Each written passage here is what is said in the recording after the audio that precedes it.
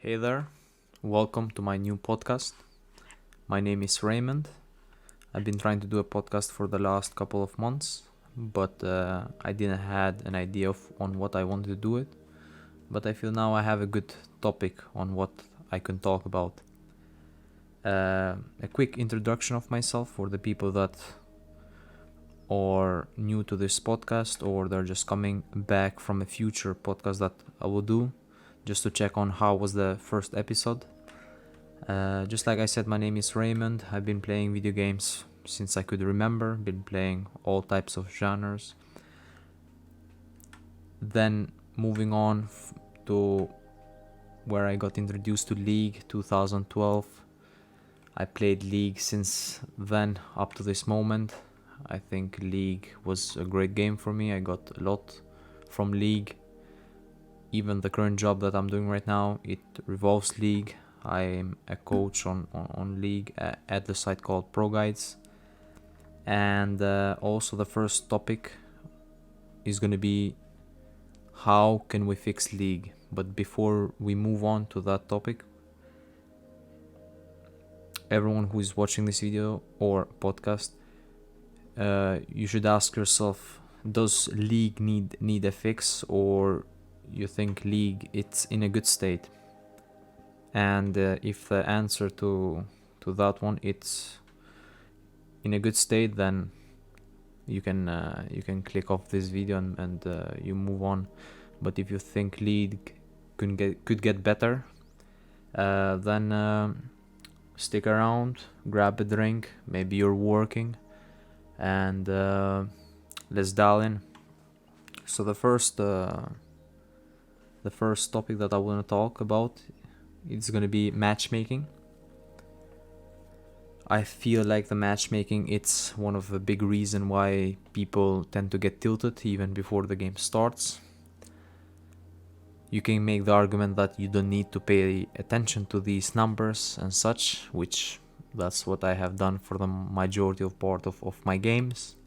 But in the end, whenever the game finished and you had a teammate that was not performing as well, usually you would just click on his profile and just see what was going on, and then you would come to him having a bad match history. Or in other scenarios, there are also times where you have a bad match history and you get matched with people who have similar, but the enemy team, they are all winning, or they all have very positive win rates and such. So my advice for Riot Games would be to remove the hidden MMR first of all. I feel everything that revolves a hidden thing, it's a way how you could make the game not as straightforward. So having a division but also a hidden MMR, it's not the way to go. I feel like a lot of people in high divisions, they don't care about their emblem or division, they just care about the MMR. But with what I understand, there is no way currently that you can check the MMR. It used to be, but from my understanding there is not. But even if there was one, it's still pointless. So how can we fix this problem? It's very simple. You make the matchmaking based on the win rate, and we can separate that to 4 big categories. So you have the first category, which is people from 45% win rate or 44.9% win rate and below. They all will get matched with each other. You have the people who have 45 to 49.5, they all get matched together. You have 50% to 55 and 55 plus. So 4 big categories.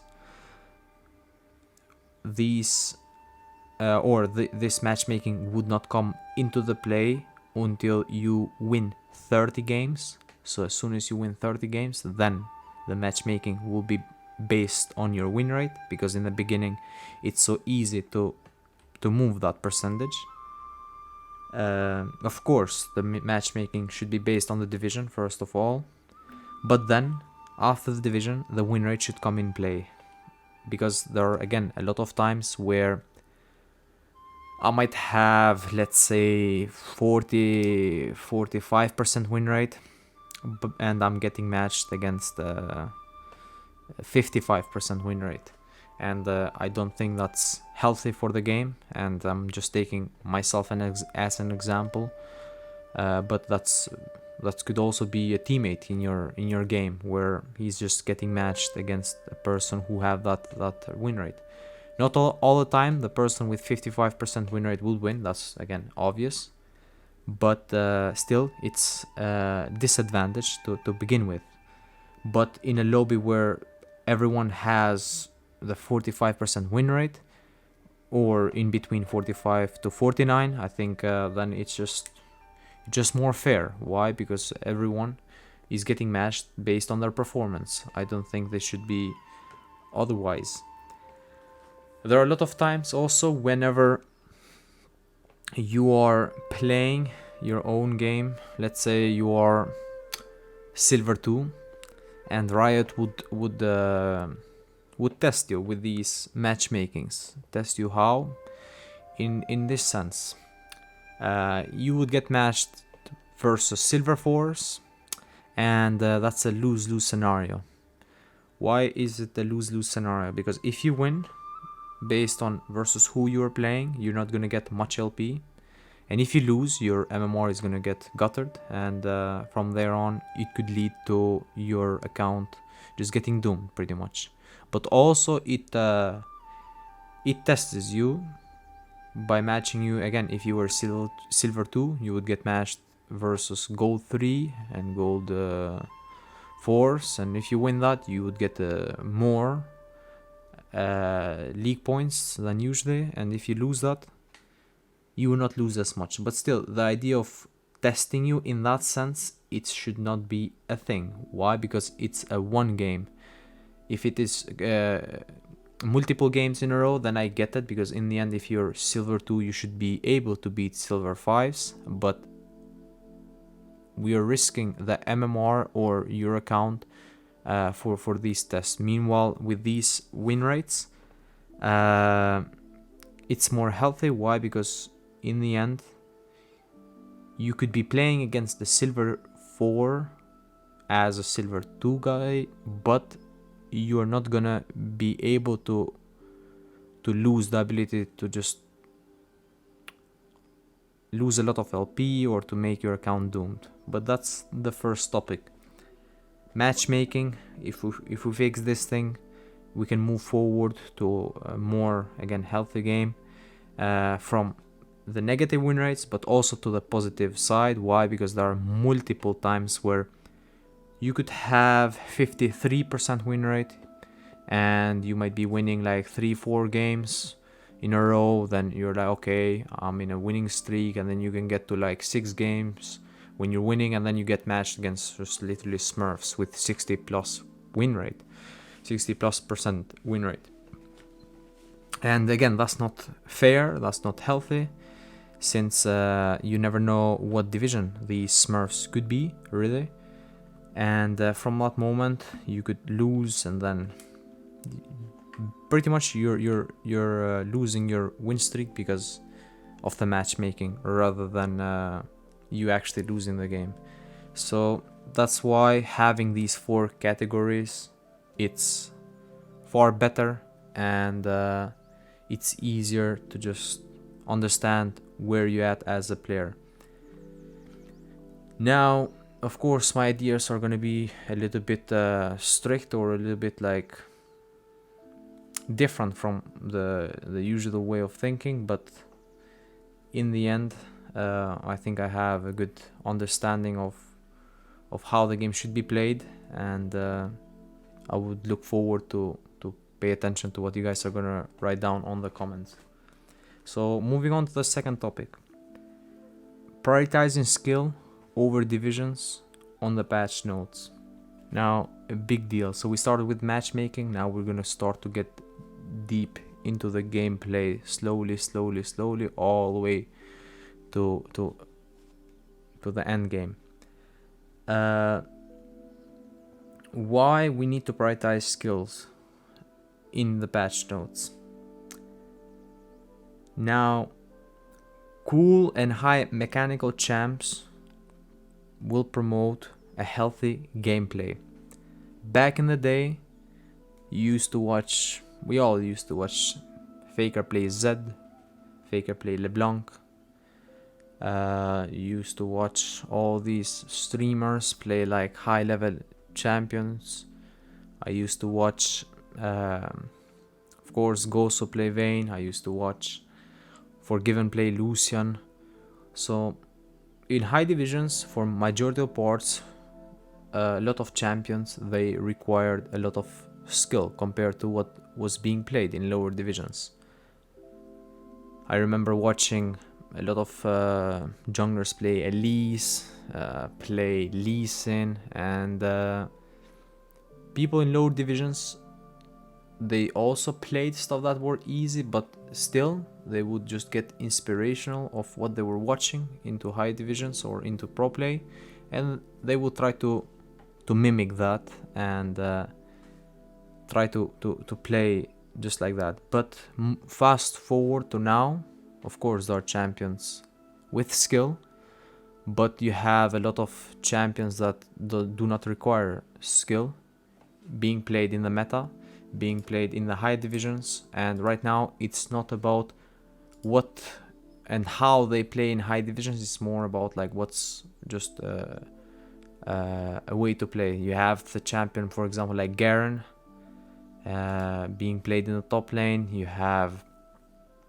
champions like Mastery. All these champions, they might have seen the light of day for a matter of like 1 to 2 weeks back in the day, but still they weren't playable as much.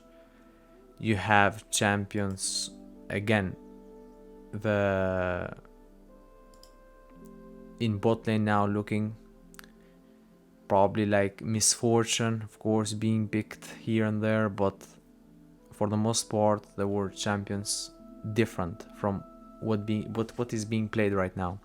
I feel like in the high division, thing that works as easy as possible and it's effective, it's being picked, rather just having a high skill gap over the champions and just picking them over that. So in patch notes, I feel they should be pushed more towards to what will make the high division look as good as possible, because if the high divisions are looking good and the gameplay there looks good, the lower divisions will get inspired by that and they will try to do that. But if you open a stream and you click on a random grandmaster or a challenger guy who is streaming and you see him play Garen, the gameplay there is going to be whatever compared to your gameplay, which you could be, for example, in silver. It's not going to be as much. You're not going to understand, of course, the macro side of it, but in the end you will understand what Garen is doing because it's just a Garen and that's about that, rather than back in the day watching a Yasuo who is just doing all these wonderful stuff and then you will try to mimic them, but again it's hard and it showcases why he could be high divisions and you're not high division. So that's a big part of the idea of how the champions should be balanced over the game. I think if we start balancing like that, it's nice, rather than just trying to get a certain amount of champions, put them into the meta, keep them there for like 4 weeks, which is usually 2 patches, or 6 weeks, and then shifting them to being pretty much unplayable. That's how I see it. Of course, we had champions to a point where they are being played for a year, 2 years, but of course these are exceptions. Now moving on to the third point. This is going to be controversial. People might agree with this one, people might not agree with this one, but the third point is going to be changing the death timing on the game. So the death timer right now, it's based on the level that you are, but also there is a formula which adds the time and such, and it adds more a little bit. So my proposition is like this. First of all, let me showcase the death timer that is currently right now, and then we'll move to mine. So right now it's based on level, so I'm just gonna tell how it is based on a level, but then I will also explain the timer that it adds. So at level 1 there is 6 seconds for you to spawn. At level 6 it's 16 seconds to spawn. At level 12 is 37 seconds to spawn, and at level 18 it's 52. But from minute 15 all the way to minute 30 there is a formula which adds seconds to it, and also from minute 30 to 45 it adds seconds more, and from also 45 and beyond then it just adds so much. Death timers, in my opinion, should not have nothing to do with the levels. It should have to do with the death in itself. Now, why we need to touch the death timers? This is linked with also buffing some other stuff, which I'm gonna talk in the end. But looking at the games in pro play, they are very boring with how they used to be. Of course, we have moved from different kinds of meta. We also had enchanter meta, which it was hard to watch, in my opinion. But the games are boring. They try to make this style of the teams just contesting every stuff, but then also not fighting that much. But they also have now a lot of ARAM around the map. People are not getting as much high CS as they used to, so it's a mismatch. It's a mismatch, and I feel like they try to promote a different types of champions. But with what I have seen, I don't know, from a post on Twitter, it showcased that these 2 years less champions have been picked all over the board. So you can see that their plan is not going their way. So the death should be based. The death timer should be based on the deaths, and here is my suggestion.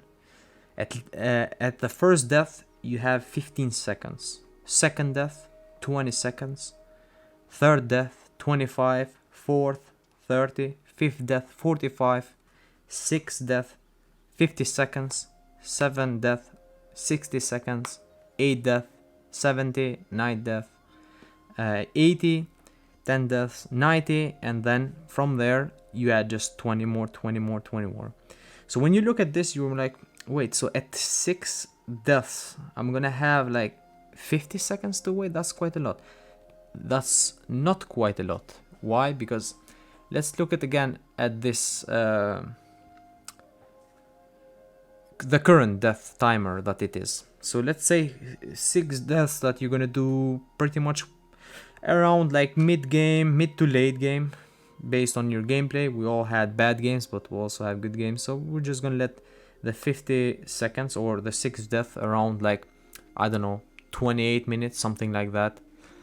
As a mid laner, you're gonna be very, very high level around that, so you're gonna be pretty much around level 14 or 15, and just the base death timer at that moment, it's 45 seconds, which is 5 seconds less than mine. But also when you do the timing thing, that could add up quite a lot to like 58, something like that.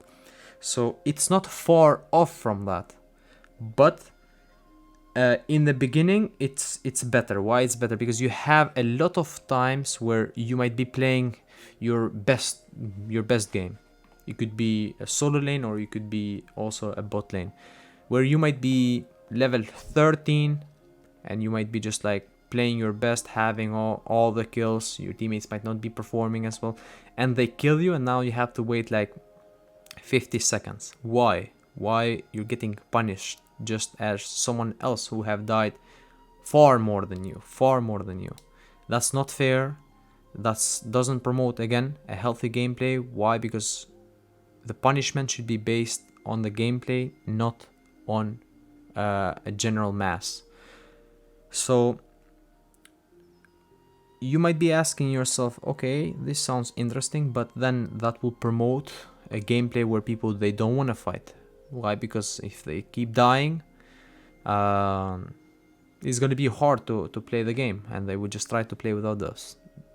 So we have another thing to tackle this situation, and that thing, it has to do with us buffing the gold on kills and objectives, and also changing the idea of how we want to deal with objectives. So first of all, buffing the gold on kills, we need to bump that up to at least 400 to 450. Then of course it goes down based on how many times you're killing the same target, but that's what we need to do.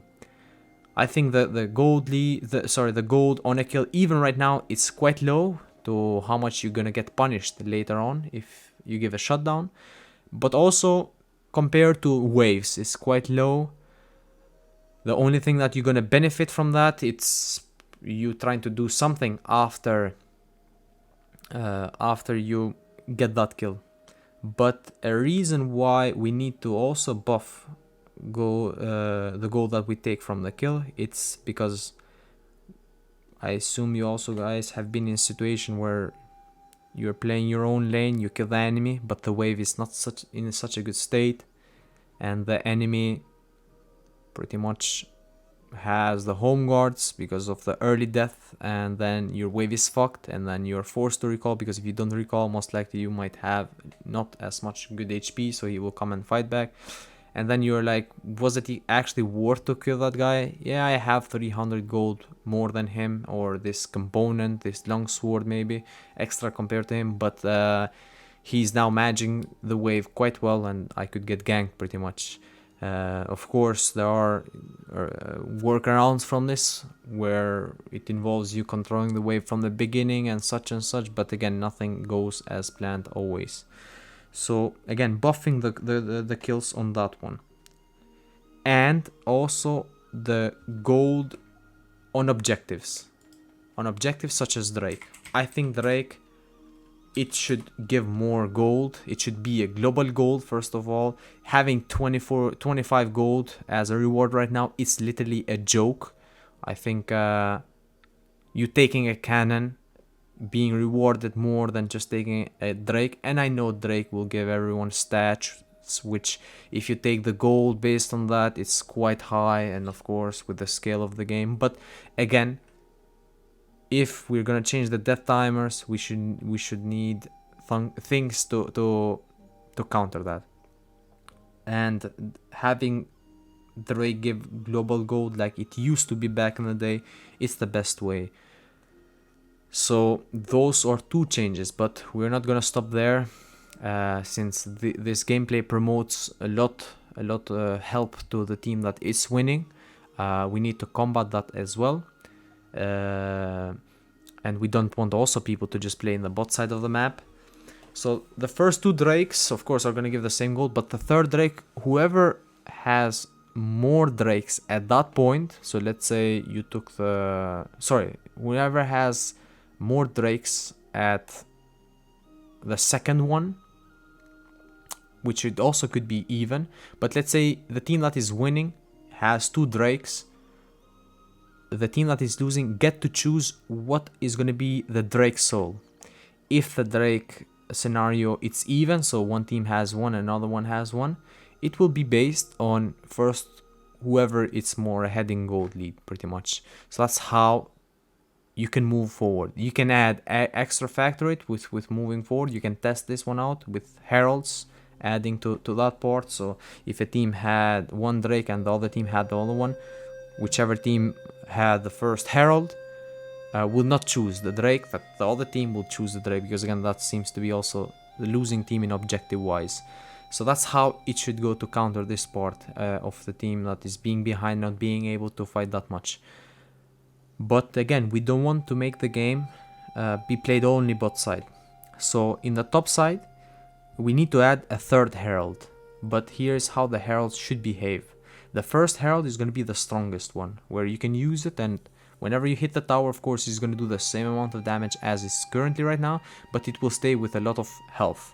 The second herald should work as it works right now, and the third herald should die immediately as soon as you hit one tower with it. So that's how it is. I think 3 heralds is good, and of course the herald should give more gold. Should give like around 300 to 350 for whoever kills it. So it will split maps in scenarios where you cannot take Drake, so the game is playable in all the sense. So that's also how we can move forward with the game being changed, and I think it's quite easy but yet deep to understand and create scenarios, and I think it will be quite healthy for the top level of gameplay, but also from people around low divisions. Now moving on to the fourth point on this list that I have created is going to be the LP gains. The LP gains and also combating the toxicity in the game. A lot of people play on full mute, which I respect. They don't want to get involved with the drama, they don't want to get involved with people typing. At some point we all have flamed before. I have flamed before for sure. It's also not easy to contain the emotions whenever you're winning, because you want to win as hard as possible. I do believe majority of these players, 70 to 75%, they tend to flame others because they expect more from them.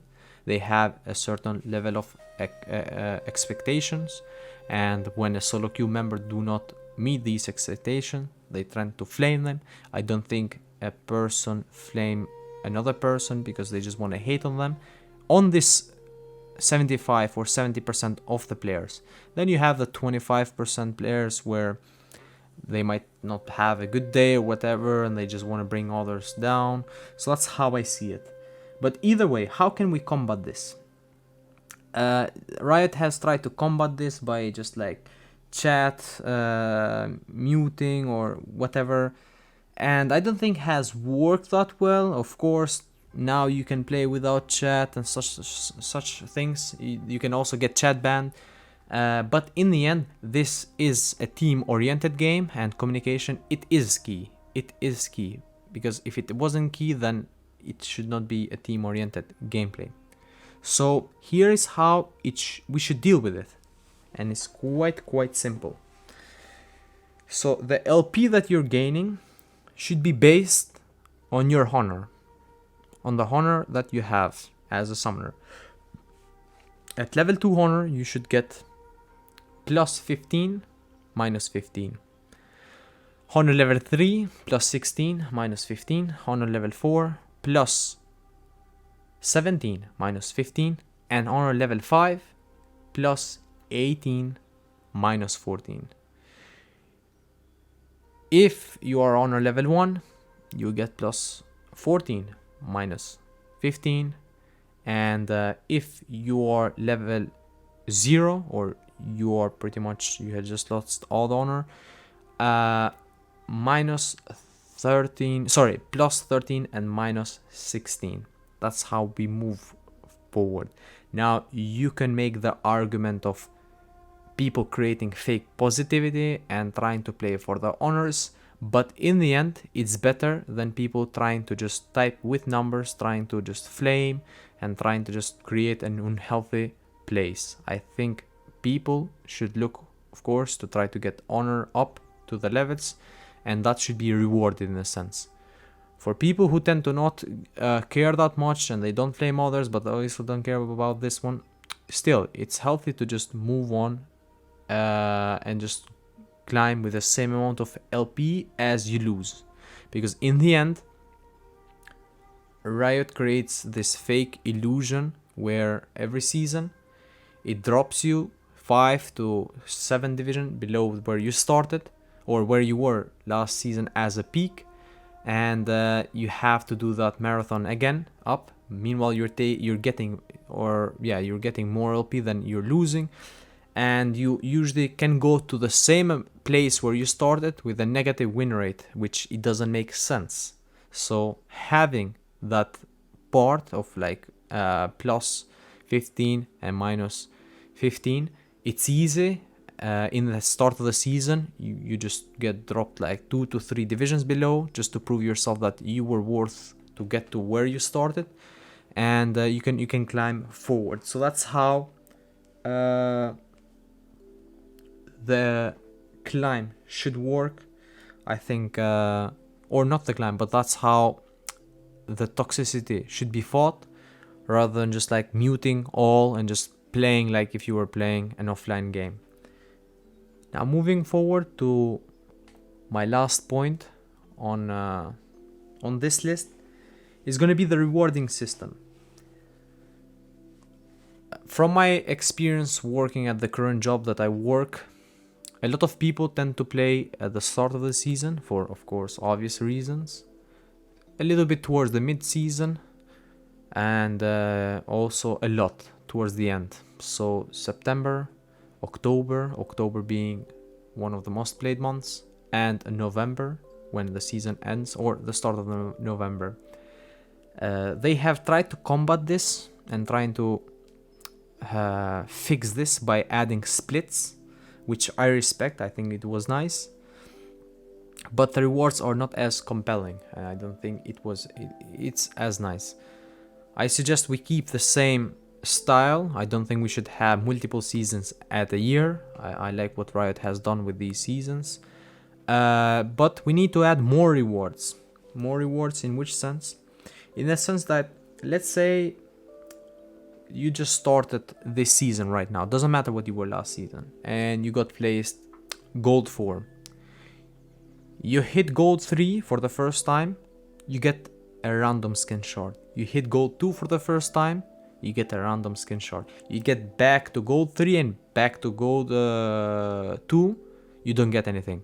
So every time you hit a new division, you get a random skin shard. Every time that you hit a new tier, so let's say platinum or diamond, whatever, you don't get a free skin shard, but you get a random skin. And I think that promotes you even to climb the slightest amount a bit. For example, you might be, let's say, platinum 3, and you may think, okay, I might hit diamond this season, but it's just May, so I might hit it on summer, but still it will push you to just hit platinum 2 in order for you to check what random skin you're gonna get, pretty much. So small things like that, it's gonna be nice. Adding up also the splits, that we get some rewards there, it's better. And then when you collect all these rewards in the end of the season, it feels like you had to play at every time, and you had something to get at every stage of this season, rather just playing in the beginning just to test the new season, and then playing in the end to just get the border or such things, pretty much. So those have been my 5 points on how to fix League, or the current state of League. I think this will promote a far superior gameplay. This will promote a far more flashy gameplay. It will promote better champions, and solo queue will feel far better. There are also more topics that everyone has ideas about it. I would like also to read these ideas if you guys have on the comments below, and probably we'll get back to a topic like this in the future on a future episode that we will definitely do. But this was episode number 1 on how to fix League with me, Raymond. I hope you guys enjoyed this first episode. I hope you guys have a nice rest of the day, whatever you guys are doing, maybe work, maybe just workout, maybe just chilling, and catch you guys on the next episode. Bye bye.